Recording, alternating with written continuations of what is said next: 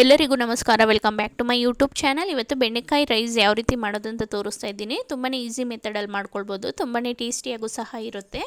ಇನ್ನು ಯಾರಾದರೂ ನನ್ನ ಚಾನಲ್ನ ಸಬ್ಸ್ಕ್ರೈಬ್ ಮಾಡ್ಕೊಂಡಿಲ್ಲ ಅಂದರೆ ಪ್ಲೀಸ್ ಸಬ್ಸ್ಕ್ರೈಬ್ ಮಾಡ್ಕೊಳ್ಳಿ. ಮತ್ತು ನಿಮಗೇನಾದರೂ ಈ ವಿಡಿಯೋ ಇಷ್ಟ ಆದರೆ ಒಂದು ಲೈಕ್ ಮಾಡೋದನ್ನು ಮಾತ್ರ ಮರಿಬೇಡಿ. ಈಗ ಬೆಂಡೆಕಾಯಿ ಬಂದುಬಿಟ್ಟು ವಾಶ್ ಮಾಡಿ ಕಟ್ ಮಾಡಿ ನಾನೊಂದು ಬಾಣಲಿಗೆ ಹಾಕ್ಕೊಂಡಿದ್ದೀನಿ.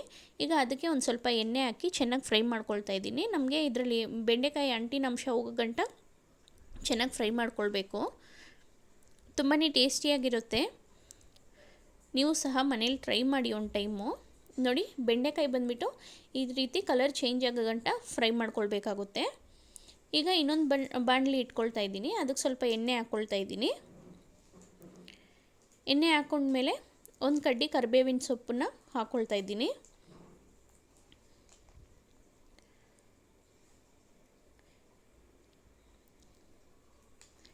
ಈಗ ಕರಿಬೇವಿನ ಸೊಪ್ಪು ಒಂದು ಕಡ್ಡಿ ಹಾಕ್ಕೊಂಡಿದ್ದೀನಿ.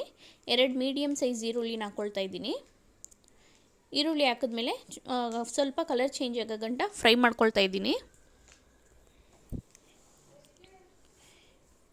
ಈಗ ಒಂದು ಸ್ಪೂನಷ್ಟು ಶುಂಠಿ ಬೆಳ್ಳುಳ್ಳಿ ಪೇಸ್ಟ್ ಹಾಕ್ಕೊಳ್ತಾ ಇದ್ದೀನಿ. ಶುಂಠಿ ಬೆಳ್ಳುಳ್ಳಿ ಪೇಸ್ಟು ಆದಷ್ಟು ಮನೇಲಿ ಮಾಡಿ ಯೂಸ್ ಮಾಡಿ. ಆವಾಗ ರೈಸ್ ಬಾತು ಈ ರೀತಿ ರೈಸ್ ಐಟಮ್ಸ್ ಎಲ್ಲ ತುಂಬಾ ಚೆನ್ನಾಗಿ ಬರುತ್ತೆ. ಅದೇ ನೀವು ಅಂಗಡಿಯಿಂದ ತಂದು ಹಾಕಿದ್ರೆ ನಮ್ಗೆ ಆ ಟೇಸ್ಟ್ ಸಿಗೋಲ್ಲ. ಸೊ ಹಂಗಾಗಿ ಆದಷ್ಟು ಶುಂಠಿ ಬೆಳ್ಳುಳ್ಳಿ ಪೇಸ್ಟ್ ಅನ್ನೋದು ಮನೇಲಿ ಮಾಡಿ ಯೂಸ್ ಮಾಡೋದ್ರಿಂದ ತುಂಬಾ ಚೆನ್ನಾಗಿರುತ್ತೆ. ಹಸಿ ವಾಸನೆ ಹೋಗೋ ಗಂಟ ನಾವು ಫ್ರೈ ಮಾಡ್ಕೊಳ್ಬೇಕು ಶುಂಠಿ ಬೆಳ್ಳುಳ್ಳಿ ಪೇಸ್ಟ್ದು. ಈಗ 2 ಮೀಡಿಯಮ್ ಸೈಜ್ ಟೊಮೆಟೊನ ಹಾಕ್ಕೊಳ್ತಾ ಇದ್ದೀನಿ. ಸಣ್ಣಗೆ ಕಟ್ ಮಾಡ್ಕೊಂಡಿದ್ದೀನಿ. ಟೊಮೆಟೊ ಹಾಕಿ 1 ನಿಮಿಷ ಫ್ರೈ ಮಾಡ್ಕೊಳ್ತಾ ಇದ್ದೀನಿ. ಈಗ ರುಚಿಗೆ ತಕ್ಕದಷ್ಟು ಉಪ್ಪು ಹಾಕ್ತಾಯಿದ್ದೀನಿ.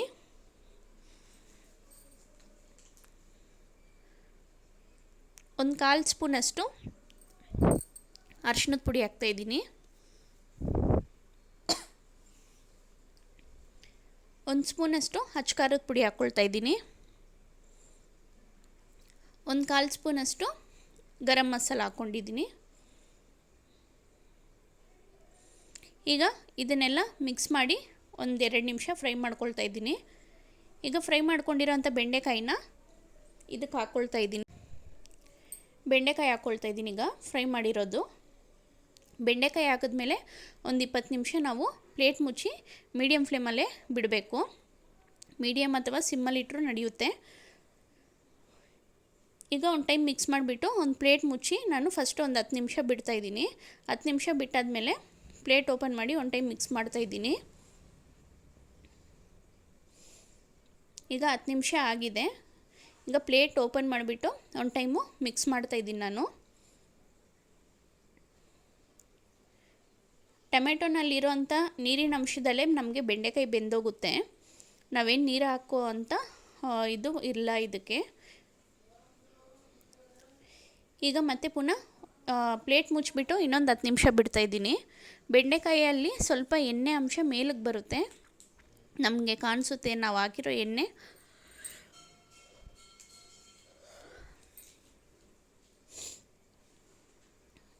ಈಗ ನೋಡಿ, ಇನ್ನೊಂದು 10 ನಿಮಿಷ ಆದಮೇಲೆ ಓಪನ್ ಮಾಡ್ತಾಯಿದ್ದೀನಿ. ಎಣ್ಣೆ ಅನ್ನೋದು ಯಾವ ರೀತಿ ಬಿಟ್ಟೈತೆ. ಇವಾಗ ನಮಗೆ ಇದು ಗೊಜ್ಜು ಅನ್ನೋದು ರೆಡಿಯಾಗಿದೆ.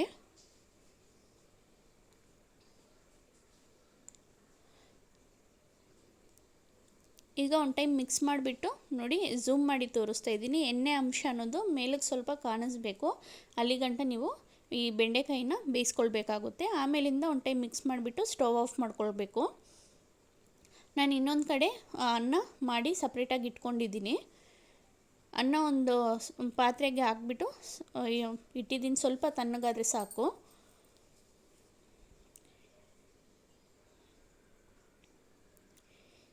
ಈಗ ಬೆಂಡೆಕಾಯಿ ಗೊಜ್ಜು ಅನ್ನಕ್ಕೆ ಹಾಕಿ ಮಿಕ್ಸ್ ಮಾಡ್ತಾಯಿದ್ದೀನಿ. ನೋಡಿ, ಇದು ಗೊಜ್ಜು ಹಾಕಿ ಮಿಕ್ಸ್ ಮಾಡಿ ಒಂದು 2 ನಿಮಿಷ ಹಂಗೆ ಪ್ಲೇಟ್ ಮುಚ್ಚಿ ಬಿಡಬೇಕಾಗುತ್ತೆ. ಆವಾಗ ನಾವು ಬೆಂಡೆಕಾಯಲ್ಲಿರೋಂಥ ಉಪ್ಪು ಖಾರ ಎಲ್ಲ ಅನ್ನಕ್ಕೂ ಚೆನ್ನಾಗೇ ಅಂಟ್ಕೊಳ್ಳುತ್ತೆ.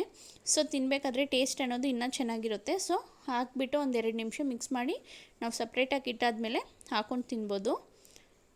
ಈಗ ಫುಲ್ಲು ಮಿಕ್ಸ್ ಮಾಡ್ಕೊಂಡಿದ್ದೀನಿ. ಚೆನ್ನಾಗಿ ಹುಡಿಯಾಗೇ ಇರುತ್ತೆ, ತುಂಬಾ ಟೇಸ್ಟಿಯಾಗಿರುತ್ತೆ.